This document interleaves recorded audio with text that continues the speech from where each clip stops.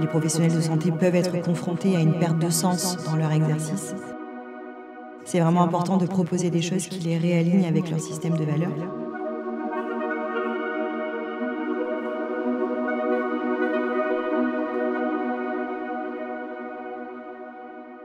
Avec beaucoup de passion, avec beaucoup de détermination.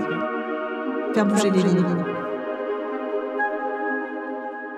Rien n'est jamais définitif.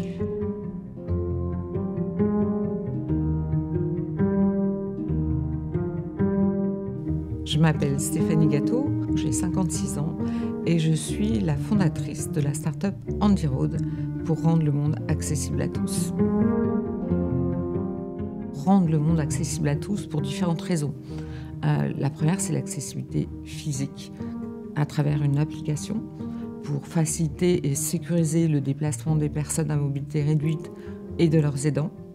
Et le second volet d'Handy Road, en fait, c'est de promouvoir des outils numériques accessibles à tous, respectueux de la conception universelle et enfin une IA inclusive pour justement pouvoir demain créer des solutions qui respectent et qui prennent en considération les besoins de chacun.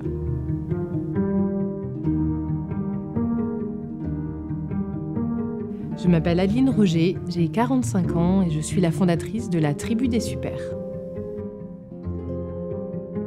La Tribu des Super est une plateforme d'intermédiation entre particuliers qui permet à des parents dont un enfant est atteint de diabète de type 1 de trouver une personne ressource.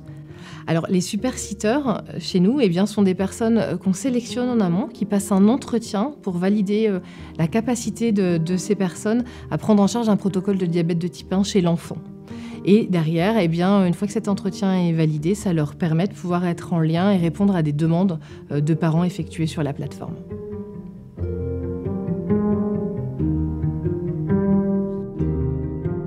Je m'appelle Angèle Malâtre-Lansac, j'ai 42 ans et je dirige l'Alliance pour la santé mentale.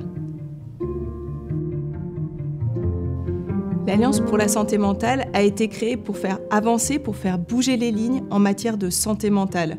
On fédère de nombreux acteurs, on se mobilise pour agir, faire bouger les politiques publiques et mener tout un travail de plaidoyer.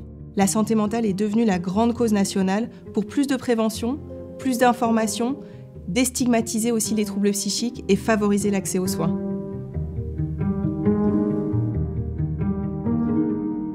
Je m'appelle Deza Ngembok, j'ai 52 ans et je suis fondatrice de l'Ahadi Foundation. Ahadi Foundation a pour mission d'accompagner les femmes en situation de handicap à travers le monde à prendre le pouvoir et à développer leur leadership. C'est à travers un programme de développement personnel avec 7 modules qui, pendant 5 mois, renforcent les capacités de ces femmes-là pour ensuite leur donner la possibilité, pendant 6 mois, de déployer ce leadership sur 3 rôles. Le premier, c'est le plaidoyer sur les discriminations croisées pour les filles et les femmes handicapées. Dans les médias, pour accompagner un nouveau narratif sur les compétences et le handicap. Et ensuite, le dernier, c'est de créer des communautés bienveillantes qui accueillent d'autres femmes handicapées qui ont envie de prendre le même chemin.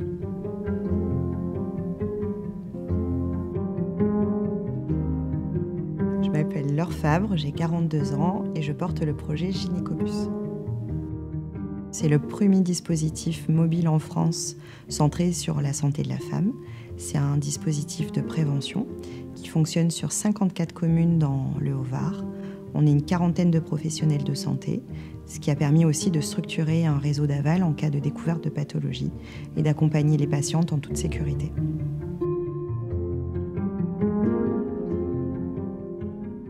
Je m'appelle Céline Gréco, j'ai 40 ans et je suis la présidente de l'association Impact.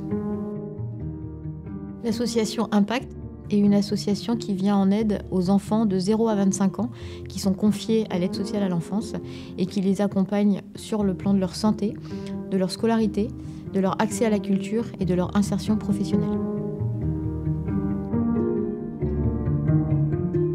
Je suis Lucia Ruggieri, j'ai 59 ans et je suis à l'initiative du projet Hémogine. C'est une association qui a plusieurs objectifs.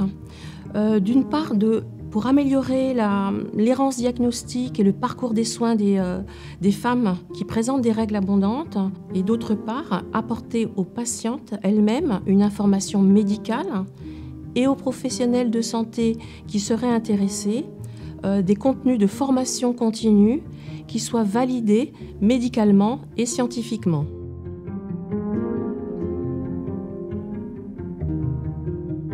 Je m'appelle Suzanne Tartière, j'ai 72 ans et mon association s'appelle Les Transmetteurs.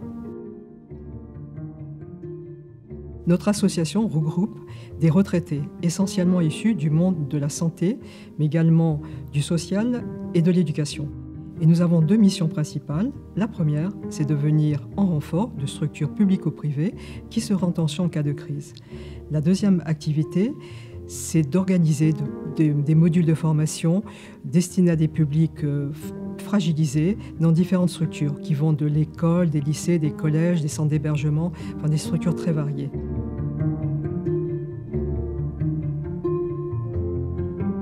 Ce projet, il me permet de montrer à mon fils qu'une maladie chronique, même si elle est pénible au quotidien, eh bien, on peut décider de voir le verre à moitié plein.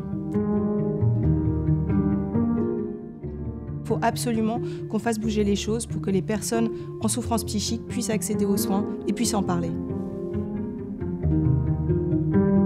Aujourd'hui, en France, 14% des enfants sont victimes de violences. Ces violences touchent tous les milieux socio-économiques. Donc ouvrez les yeux. J'aimerais que tous les retraités de la santé nous rejoignent. J'aimerais que nous formions une énorme communauté qui soit vraiment au service des plus jeunes.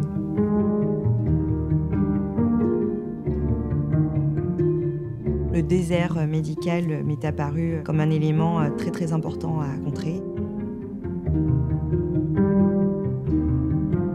Très engagée pour la promotion de l'inclusion, pour une tech au service de l'humanité. Ça donne réellement un sens à mon exercice médical. Le sentiment que, à mon niveau, je peux contribuer à améliorer la santé des femmes. Ça me donne beaucoup d'énergie, beaucoup de détermination à transformer les perceptions du handicap, contribuer à faire de notre société un monde meilleur. On est tous uniques, on est tous différents, on a tous du talent.